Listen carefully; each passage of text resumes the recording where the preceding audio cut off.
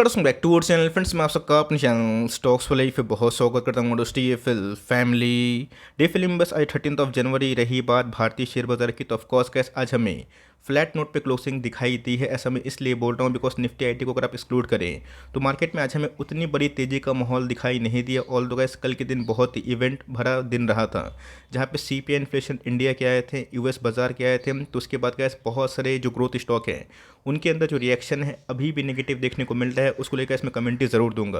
But यहाँ पे कैसे एक मोनोपोली किंग कंपनी है जिसमें करेक्शन जो हमने अनुमान किया था वो हमें दिखाई जाता हुआ देखने को मिल चुका है। तो जैसे Q3 के नंबर्स के पहले इसमें हमें जो स्ट्रॉन्ग मोमेंटम क्रिएट होता हुआ देखने को मिल रहा था, अभी के टाइम गैस वो वीक हो चुका है। और इसी के बीच में मैंने आपको प्रॉफिट बुकिंग लेवल भी सजेस्ट किया था। जो शॉर्ट टर्म प्लेयर है बट लॉन्ग टर्म के लिए गैस कंपनी बहुत ही अच्छी है और बहुत ही ग्रोथ मेकिंग है। तो डर के गैस कोई काम करने से पहले इस वीडियो को पूरा अंत तक ज़रूर देखें, बिकॉज मुझे पता है कि आज बहुत लोग इसको लेके कमेंट करेंगे कि सर करना है क्या है। तो मैं पहले से ही आपको बता दे रहा हूँ किस कंपनी में अभी के टाइम क्या रुझान देखने को मिल रहे हैं। तो फटाफट गैस अपनी अनबायस्ड कमेंट्री में एज यूजुअल ज़रूर दूंगा। चैनल फर्स्ट टाइम होंगे सब्सक्राइब कर सकते हैं इस तरह की क्वालिटी कंटेंट को सबसे पहले एक्सेस करने के लिए। Now without delaying any for time, let's begin.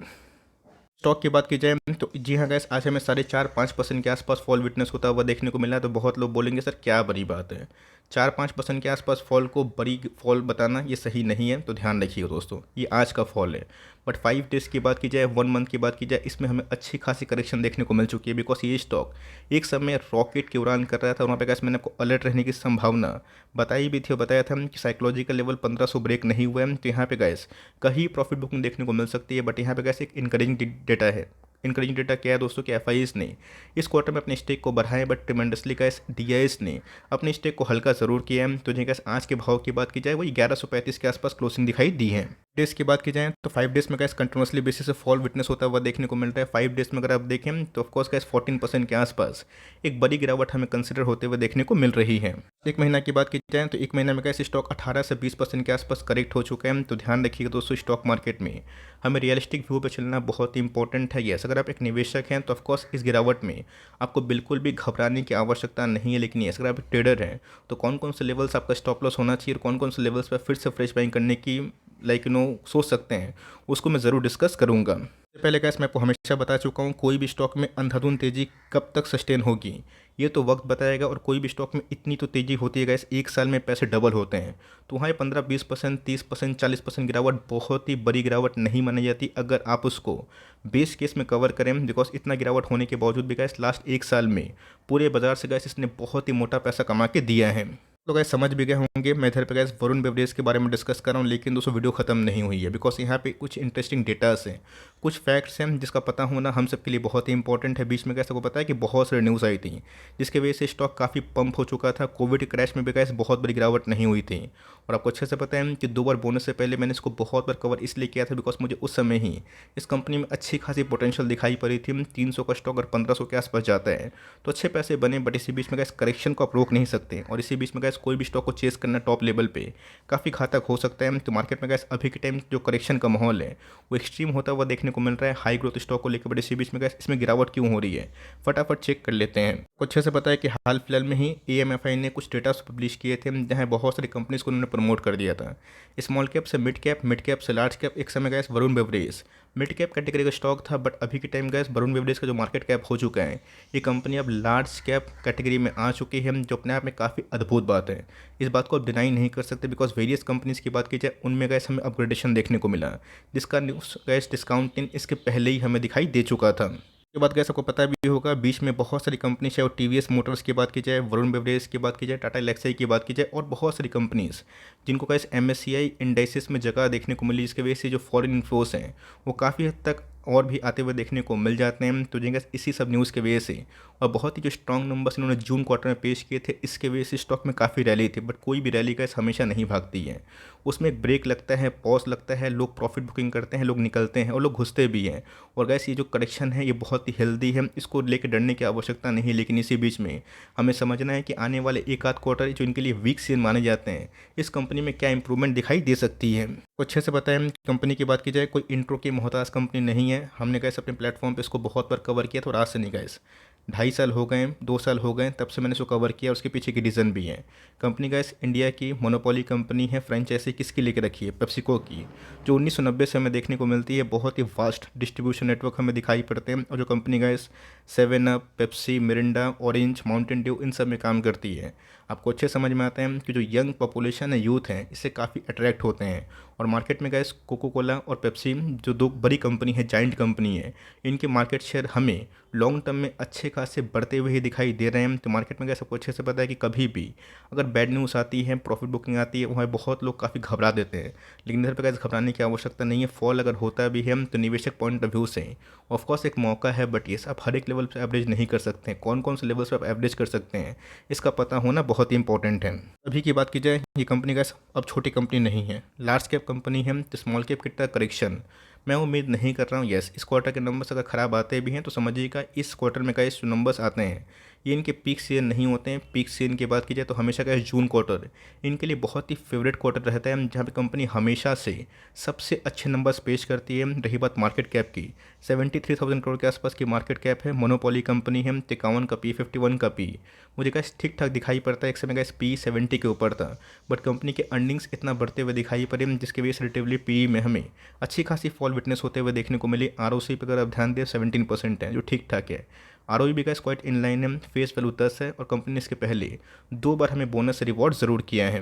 अच्छे से पता है गाइस कि लास्ट कुछ क्वार्टर से जो उनके नंबर्स हमें देखने को मिले, नंबर्स बहुत ही मजबूत हैं, और मजबूती के पीछे वजह आपको अच्छे से पता है कि इनके गाइस जो ग्रोथ है उसमें हमें एक ट्रिमेंडस राइज देखने को मिली। ऑपरेटिंग मार्जिन्स भी काफ़ी मजबूत है, और गाइस जो शुगर प्राइस फॉल हुए, चीनी के प्राइस, उसे कंपनी को बहुत ही बेनिफिट मिला, जिसकी वजह से गाइस जून क्वार्टर में इस कंपनी ने 802 करोड़ के आसपास मोटा मुनाफा करके सबको चौंकाया था। रही बात प्रॉफिटेबिलिटी की, उसमें भी गाइस हमें बैक टू बैक डिक्लाइन तो देखने को मिला, बट हमें क्वार्टर ऑन क्वार्टर नहीं, ईयरली परफॉर्मेंस चेक करने की आवश्यकता है। बिकॉज सबको अच्छे से पता है कि इनका जो पूरा साल है हमेशा बहुत ही अच्छा नहीं होता है, कभी अप होते हैं तो कभी डाउन भी होते हैं। बट इसी बीच में क्या जो नंबर्स थे लास्ट 2-3 क्वार्टर के, ये काफ़ी इंकरेजिंग थे।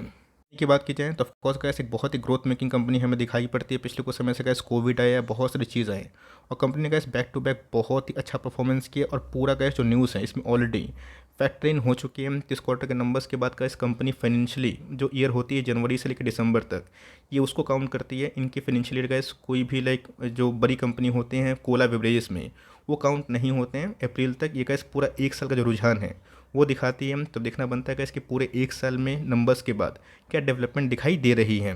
अगर शेयर होल्डिंग पैटर्न्स में क्या चेंजेस हमें देखने को मिल रहे हैं, ये देखना बहुत ही इंपॉर्टेंट है। तो प्रोमोटर की जो होल्डिंग है ये काफ़ी कांस्टेंट है, 63.90% के आसपास प्रोमोटर खुद ही माल लेके बैठे हुए हैं। इनकी गाइस जो लाइक फ्रिक्वेंसी है ये पूरे हद तक कांस्टेंट दिखाई पड़ रही है। बट एफआईएस की बात की जाए, ये गाइस इस क्वार्टर में भी नेट बायर बनते हुए देखने को मिले हैं, जिसकी वजह से स्टॉक में हमें अच्छी खासी हरियाली देखने को मिली है। बट इसी बीच में कैसे अगर आप देखें, डीआईएस ने अपने स्टेक को 50% से माइनस कर दिया है। पिछले कुछ समय से कैसे हर एक तेज़ी में डीआईएस अपने स्टेक को होल्डिंग को काट रहे हैं। पब्लिक भी गैस इस क्वार्टर में पीछे नहीं है। पब्लिक की होल्डिंग की बात की जाए, लास्ट 4 क्वार्टर से गैस हमें गिरते हुए देखने को मिल रहे हैं, और अभी के टाइम की बात की जाए पब्लिक की होल्डिंग वही 6.2% के आसपास हो चुकी है। अच्छे से पता गया कि 1000, 1100, 1200 के लेवल के बाद जो रैली आई थी वो सस्टेनेबल होगी या फिर नहीं होगी, इसको लेकर गैस मैंने कंसर्न जाहिर करी भी थे, बताया भी था। 11-1200 के ऊपर आपको परचेज नहीं करना है, बिकॉज स्टॉक अगर उसके बाद भाग भी जाता है तो लेट एड को हमें चेज़ नहीं करना है, हमें बाइंग लेवल का वेट करना है। तो अभी के time gas buying level emerge होते हुए देखने को मिल रही है। कोई गारंटी नहीं है कि फर्दर गिरावट नहीं होगी, आने वाले कल में गैस ये और भी गिर सकता है। इस बात को दिमाग में रख के आप चाहें तो बाइंग करने का प्लान कर सकते हैं। बिकॉज आज के टाइम की बात की जाए, ये स्टॉक काफ़ी ओवरसोल्ड हो चुका है। बीच में काफ़ी वॉल्यूम्स स्पाइक अप हुए थे, जिसकी वजह से स्टॉक काफ़ी भागा था। बट अभी के टाइम अगर आप देखें टेक्निकली ये स्टॉक काफ़ी ओवरसोल्ड जोन पे जा चुकी है। तो कहाँ तक डिक्लाइन हो सकता है, तो देखिएगा फिबोनाची पैटर्न, जिसको मैं बहुत ही फॉलो करता हूँ और जिसकी वजह से मुझे बाइंग लेवल्स थोड़ा सा समझ में आते हैं। तो जी हाँ गैस, अगर आपको ये स्टॉक थोड़ा सा डिस्काउंट प्राइस में और मिलता है बिलो 1100, ये फिबोनाची पैटर्न का 23.2% के आसपास करेक्शन होगा, और उसके बाद जो लेवल्स होते हैं वो 38.2% के आसपास देखने को मिलते हैं, जो यहाँ से गैस बिलो 1000 है।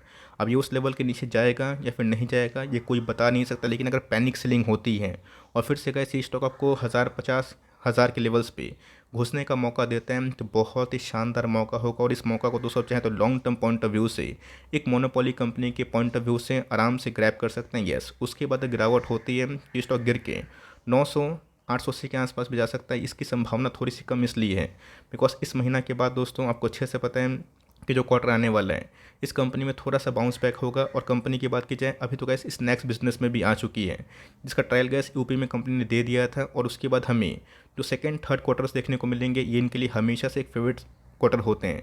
अगर उसमें बहुत डिसअपॉइंटमेंट होगी तो गैस मुझे हज़ार के नीचे दिखाई पड़ता है, लेकिन अगर उसमें डिसअपॉइंटमेंट नहीं होगी तो मुझे लगता है गैस कि उस लेवल के बाद थोड़ा सा बाउंस बैक कर सकता है। तो यहाँ पे गैस आपकी होल्डिंग बहुत ही लंबे अर्से तक है और आपने 800 700 300 400 पे लिया है तो कोई घबराने की आवश्यकता नहीं, इसको आप होल्ड करें।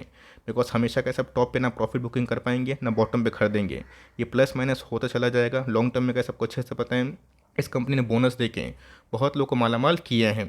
देखते हैं कि नंबर्स कैसे आएंगे। बिकॉज अभी भी अगर आप देखें जो RSI इंडेक्स है गैस वो 72 के लगभग है, जो एक समय गैस 92 के आसपास थी।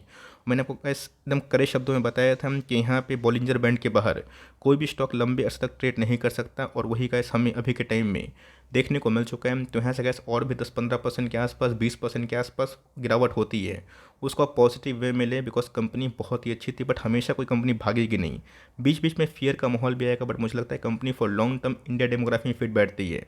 और मोनोपोली कंपनी में कंजम्पशन के पॉइंट ऑफ व्यू से अगर आप खोज रहे हैं तो ऑफकोर्स इस गिरावट में अगर आपको निचले भाव पे 200 पॉइंट 250 पॉइंट 150 पॉइंट के आसपास गिरावट मिलते हैं तो SIP करें, धीरे धीरे स्टैगर्ड में बाइंग करें। बिकॉज लोअर लेवल गैस कहाँ पे जाके बॉटम आउट होगा ये किसी को नहीं पता। बट येस मार्केट में गैस अभी के टाइम अगर इसमें सेल ऑफ होता है तो ये long term point of view से काफ़ी मजबूत ज़रूर है। रही बात DIS की होल्डिंग की तो ऑफकोर्स वो घटी तो ज़रूर है, बिकॉज इसके पहले आपको पता भी है DIS थोड़ा बीच बीच में प्रॉफिट बुकिंग करता है। बट ऐसा नहीं कि DIS की होल्डिंग जीरो हो गई है, स्टॉक गिरेगा तो फिर से DIS की होल्डिंग बढ़ेगी, शायद FIS बेच भी दे तो हमें उसमें कुछ करना नहीं है। हमें अच्छी कंपनी को होल्ड करना है। और इसके पहले जो हमने प्रॉफिट बुकिंग एस्टिमेट की थी वही दिखाई दे रही है। तो आपका पॉइंट ऑफ व्यू क्या है कमेंट बॉक्स में ज़रूर बताइएगा। देखते हैं कि आप अपने पॉइंट ऑफ व्यू से सहमत है या फिर नहीं। तो गैस मिलते हैं जल्दी ही, तब तक के लिए bye. Thanks for listening friends, God bless you all.